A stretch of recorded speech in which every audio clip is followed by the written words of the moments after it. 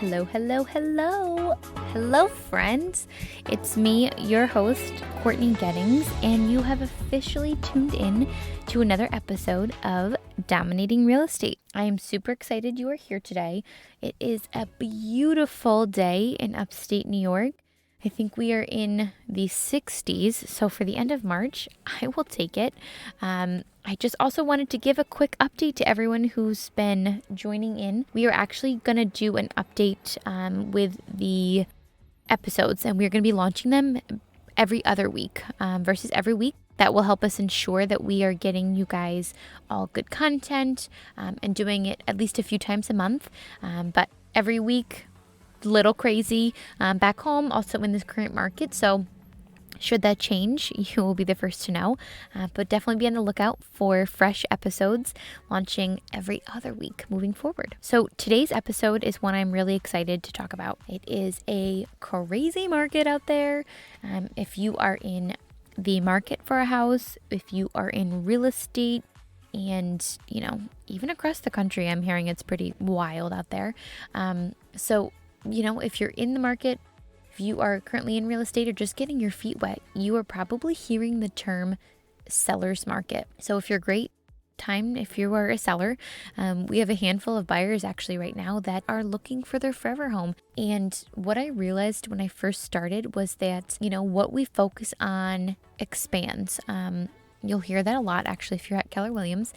And one of my big ahas when I first started was that, hey, I was really great at talking with buyers and having buyer consultations and just doing the whole buyer side of the transaction. But I wasn't really super comfortable and confident when it came to helping sellers. And I think that comes with practice, that comes with confidence and experience. And what better way to help your sellers than using your experience with your buyers, right? You know firsthand what buyers are looking for, what your impressions are when looking at houses, and what your clients' impressions are when you guys are out and about. So we really want to focus on listing appointments and how to prepare for your listing appointments. So the scenario is this. You are talking to a friend or a family member, a neighbor, an old coworker, and, they ask how the real estate market is. And you say, holy smokes, it's the wild, wild west out there. Buyers can't get in houses fast enough. They're getting multiple offers left and right, and I just can't seem to get a win. Do you know anyone that wants to sell their house? And to your surprise, they say, yeah, actually, I would be curious, about my home's value, and, we're thinking about moving out of the neighborhood. And you say, oh my gosh, now what? What do I do? That is definitely a first thought when we are first starting, and maybe if you haven't even had your first listing yet. So the first thing you want to do is ask all the questions. What you will find in real estate is that no two sellers need the same thing, right? No two buyers need the same thing. Everyone is different. Everyone has different goals. So when it comes to your sellers, they're going to have different goals. Hey, why are you thinking of moving out of the neighborhood? Maybe schools, they need a different school system now. Maybe they have kids. Maybe they're expecting. Or is, there a change in job status? Is someone, getting a promotion and moving out of the area? Maybe they don't want to sell their house, but holy smokes, maybe a family member actually, someone elderly is moving into assisted living. There's all different reasons why people are selling. Is there a death in the family? Is it, are they downsizing? Are they actually, looking for an upgrade? Are they moving out of their first house and their starter home and looking for their forever house? Are they looking to build their next house? Are they just looking to get out of home ownership, right? These are the questions you need to have that clarification on, because ultimately it will set you up for success and for them to know what their motivation is, right? Going back to the motivation will be key many times when you are helping them sell their house. Remembering that is important, and ultimately their goals should be your goals, right? Why are they selling? And at the end of the day, you are here to help them. You are here to be, a genuine great source to help them achieve their goals.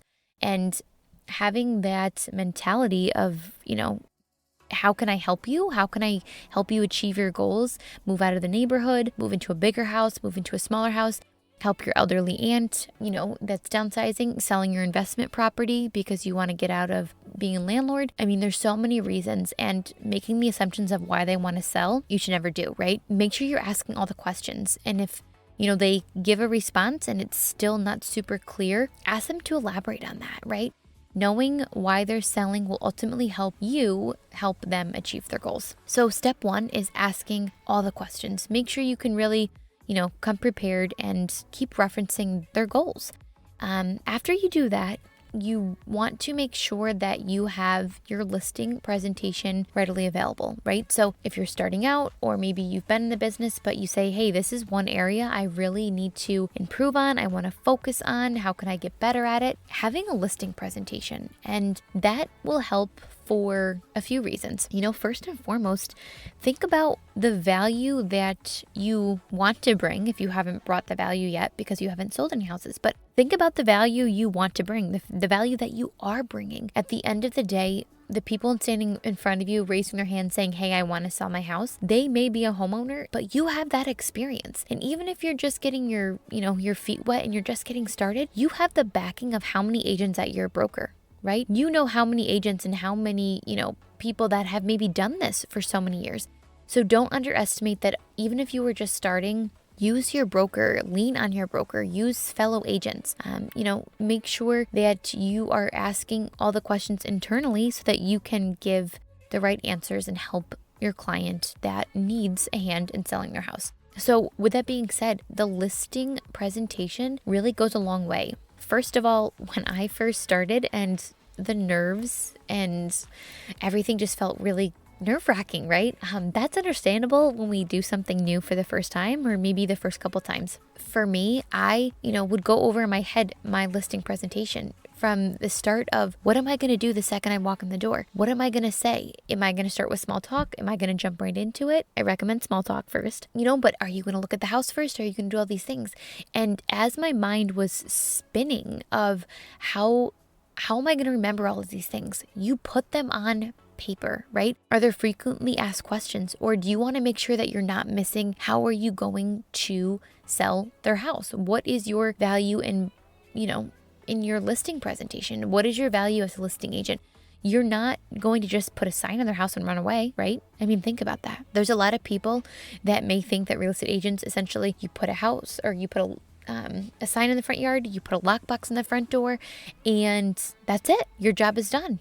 And that is so far from the truth. So having a listing presentation and knowing, basic things, and what I'm also continuously learning in my own real estate career is that I sometimes underestimate the value of details. Now, I know that sounds a little crazy, but depending on how your mind works and depending on how you just operate on a daily basis, are you more of a person that sees the details, or are you more of a person that thinks a little bit higher level and you can see the big picture, but sometimes we get missed in the details, right? We don't just get lost in them, we completely overlook them. So don't underestimate those details. So in your listing presentation, prime example, here's some really good information.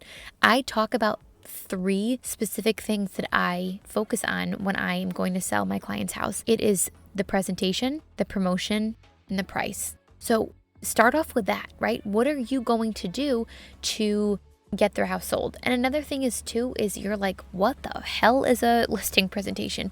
I have no idea where to start. You are overwhelming me already.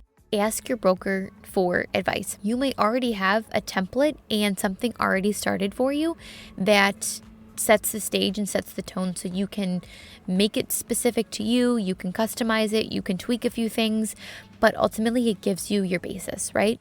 For me, there was a basis, and what I also did was I really searched and did my own homework on looking up a few different listing presentations, and ultimately I branded it with my Getting to Home team branding.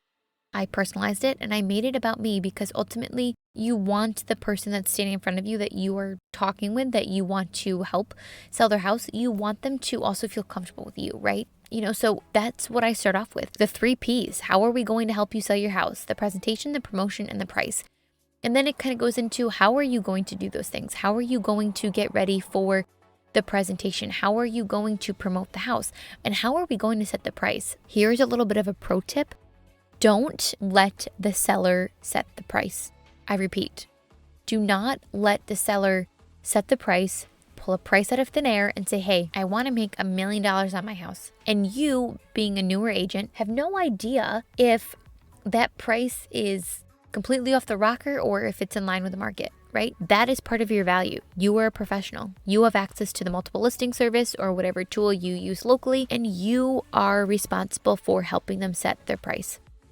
Got it? Don't forget that. It helps with expectations. It also shows that you are in control. So not only are you going to talk about what you're going to do, I would also outline key areas that all sellers need to focus on, right? How are they going to get their house ready? What are buyers looking for? Maybe talk about your experiences, especially if things have gone maybe a little south. Doesn't mean we want to be negative. It doesn't mean we want to be focusing on the bad, right? But hey, use an example of maybe you went into a house that didn't feel clean. And I wouldn't focus on, hey, I've been to some really dirty houses, but at the same time, how can you turn that into a positive for your seller? Maybe you talk about, hey, getting a professional cleaner is something I really recommend. It's a great idea to make sure that the house is spotless. It shows really well in photos. And ultimately, when buyers come through the house, they, feel like they can eat off the floor, right? That's setting a standard. So, use your experience where things have, maybe felt good or bad, right?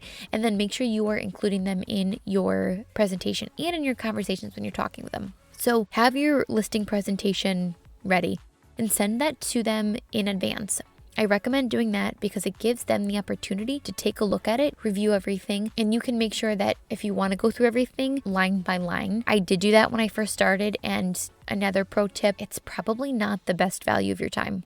You want to make sure that they are getting the highlights, they are getting the summary version of it, and at the same time, imagine what it feels like on the receiving end to receive this really buttoned up professional packet, if you will, that just really goes into detail of why I'm the best person to sell your house. And as I'm talking, I'm also want to put it out there that your listing presentation, I'm not talking about a PowerPoint. I'm not talking about pulling something up on your computer and going through. If that's what you like, then I would say go for it. Because if that is what you're good at, then ultimately you are going to shine in that moment. For me and for, when I started and a lot of feedback that I got from other agents, is actually a listing presentation is more of, a compilation of pages, if you will. So it's a PDF version of just a summary of what you do, right? What makes you you, maybe your background and just all the experience that you bring to the table. And if you're new, maybe talk about all the experience with your brokerage and maybe your, list to sale value price, or ratio rather. What is your, stats, days on market, those certain things, right? Don't underestimate the value of putting statistics in there, because you never know that the person that you're meeting with, that seller, they could be a numbers person. And I also think even if they're not, you showing up and focusing on your numbers, to me, shows that, hey, you're paying attention and this isn't just something that you are doing casually. You are taking your job very serious, and in turn, they take you really serious. Now, when it comes to the promotion piece, the marketing piece, make sure you are going into detail and thinking, how would I want someone to handle the sale of my house, right? We talked about, yes, you put a sign in the front yard. Yes, you put a lockbox in the front door. But more importantly, are you going to be taking the photos with your iPhone, or are you going to be hiring a professional, right? Now, one thing I do want to say is that when we all start out, money doesn't grow on cheese, right? So we all have to have a budget. But one of my biggest pieces of advice is that even though you don't want to make yourself go broke over this listing and, your marketing budget, if you will, I would also hold yourself to a certain standard and think forward and think, okay, how am I going to set the tone by having my first listing or my second listing, and think, how am I going to show up for other people, not just these sellers, right? But when other potential clients are looking at this listing, you want them to think, holy smokes, they really have it together and they're brand new and look how professional and put together they look, right? So make sure you're hiring a professional photographer. See if you can find someone maybe within budget. There's probably a lot of photographers out there that have different fees, if you will. And if really that isn't an option, then find someone that maybe has a professional camera that you can borrow and just see if you can, finagle a deal with them. But make sure you are showing up in the way that you want to be perceived in the world. Are you going to do things like drone photography? Does the listing really call for that? Is it a substantial, luxury listing? Are you going to be doing a Matterport tour? In the world of COVID, that is, before COVID rather, that is not something I focused on. With COVID, that became a huge trend, and you never know, it might be something that stays. How are you ultimately going to give your seller the best position to be seen in front of all these potential buyers? Don't forget about, the opportunity to boost on social media, to get in front of, buyers that way. Don't overlook the details like we talked about earlier. Like, you are going to be putting the house or the property in the multiple listing service, right? So what opportunities does that put them in versus someone that sells a for sale by owner and they're just putting their house on a platform, on one single platform? As a professional real estate agent, you were hitting how many other platforms? How many agents are you hitting, right? How many buyers are you hitting? Don't underestimate those things either. And then think about all of the other steps. Are you going to pay to have their house cleaned? Are you going to pay to have a pre-inspection? Again, these are all things that may not be an opportunity today when you are first getting started, but don't stop to think forward and think about, what do you want to do today? What's in budget? And what are my opportunities in the future? So always make sure you were talking about the promotion, because that is huge. Sellers want to know, how are you ultimately going to get my house sold? So set the standards for your future. Ultimately, this is an investment. So either have that nest egg, something that you can have readily available so you're constantly budgeting, or maybe have that business credit card that is for emergencies or situations like this. And when that house closes, you ultimately can pay it off. Let's see, when you were talking about the price, we said that do not let the seller set the price. And I ultimately, I mean that. You want it to be a team effort, right? You want them to be part of it. You're not there to barrel them over. You're not there to just say, take it or leave it. But at the same time, they have to be within reason, right? So if their house should be valued at a certain value and they are looking at and wanting to go with an astronomical number, then you know what? We all sometimes have to grow skin and say, hey, I might not be the right agent for you. And I guarantee if you were to say that, they might take you seriously and then realize that, oh my gosh, maybe they're onto something. And the other thing is too, when you do your CMAs, make sure you're showing up with comparative market analysis. Make sure you are showing up with active, pending, and sold properties that are similar in their bed and bath count, that are similar in their square footage, that are similar in their school district, the style, the mailing and the taxes, all of those things, right? Those all matter. So that is ultimately going to help you do a CMA and say, hey, your house is valued between this and this. Based on everything I'm finding, it looks like we should land around these numbers. This is what I'm suggesting that we go to market with.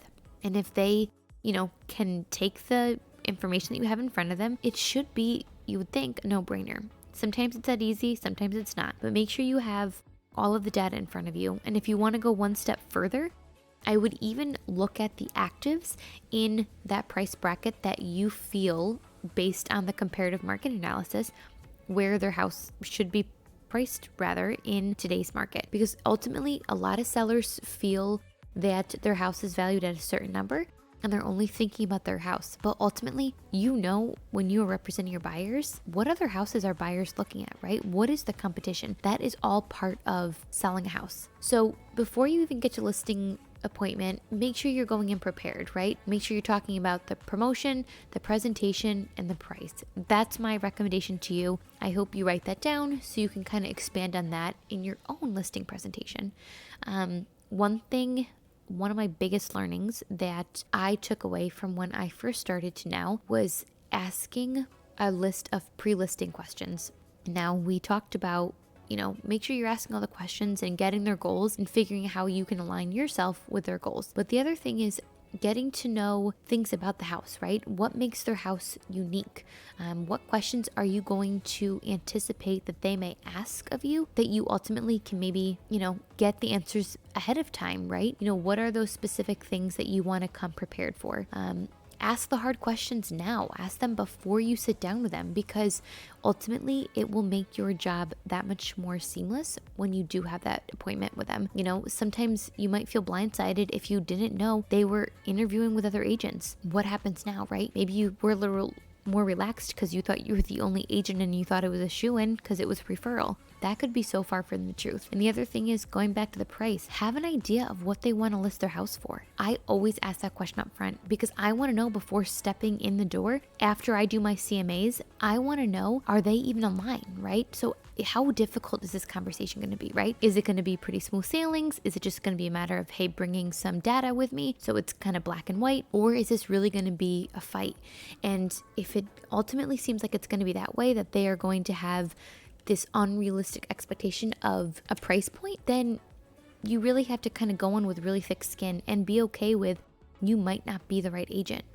When I first got in the business, I did take a listing that I talked about in a prior episode of learning the hard way. And I did take a listing that I had a gut feeling that it probably wasn't the right fit. The price point that they wanted didn't really support, the current market at the time. There wasn't really that good communication up front, but I took the listing because they had called me, they needed to sell, and I thought it was a shoe. And I thought, hey, this is going to be easy. It's going to be a no-brainer. I'm just thinking about the dollar I'm going to walk away with. And you know what happened?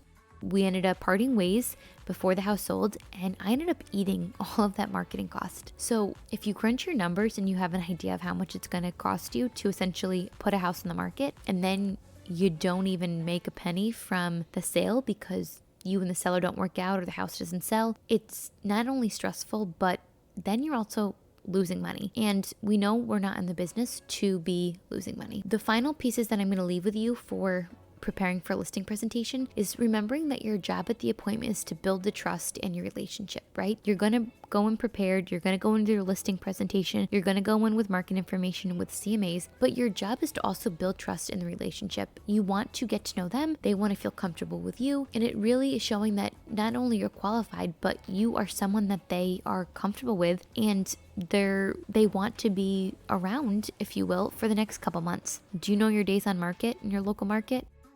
Locally, it's 45, maybe 60 days. So that's telling me I'm likely to be with these clients for at least 2 months. And I say 2 months, not even 45 days, because it's going to take a little bit of time for them to finalize the house, to get it list ready, to get the photos done, to get the photos back, and to get the house in the multiple listing service and hit live, right? So you are with these clients not for a few days, not for a few weeks. You were likely with them for a few months at minimum. So you want to make sure that you have that mutual trust, that relationship, because if something were to get a little sticky during the transaction, you want to know that you are comfortable enough with each other to have those tough conversations. So have your paperwork, learn and tour the house while you're at the listing appointment, but don't be afraid to ask the questions and to ask for the business.